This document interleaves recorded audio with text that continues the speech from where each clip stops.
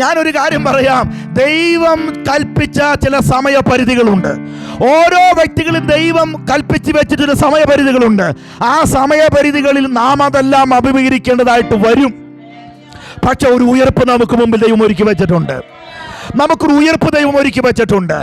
കോലുകൊണ്ട് അടിക്കുമായിരിക്കാം, മുൾക്കിരീടം കൊണ്ട് മുൾക്കിരീടം തലയിൽ വെക്കുമായിരിക്കാം, ക്രൂശ് ചുമപ്പിക്കുമായിരിക്കാം, ചാട്ടവാറ് കൊണ്ട് അടിക്കുമായിരിക്കാം, മുഖത്ത് തുപ്പുമായിരിക്കാം, താടി രോമങ്ങൾ പിഴുതു പറിക്കാമായിരിക്കാം, പിടിച്ചു കെട്ടുമായിരിക്കാം, കണ്ണ് മൂടിയിട്ട് പ്രവചിക്ക എന്ന് കളിയാക്കാമായിരിക്കാം, യഹൂദന്മാരുടെ രാജാവേ ജയ ജയ എന്ന് പറഞ്ഞുകൊണ്ട് പരസ്യമായിട്ട് അപഹസിച്ചിരിക്കാം. പക്ഷേ ഒരു കാര്യം ഓർക്കുക, കളിയാക്കിയവരെല്ലാം മണ്ണടിഞ്ഞു പോകുമ്പോൾ കളിയാക്കപ്പെട്ടവർ ഉയർത്തെഴുന്നേൽക്കുന്ന ഒരു ദിവസമുണ്ട്. ആക്ഷേപങ്ങൾ ഏറ്റവർ, നിന്ദകൾ സഹിച്ചവർ, ഉപദ്രവങ്ങൾ ഏറ്റവർ എക്കാലവും അത് സഹിച്ചു കെടുക്കാൻ ദൈവം അനുവദിക്കുന്നവനല്ല.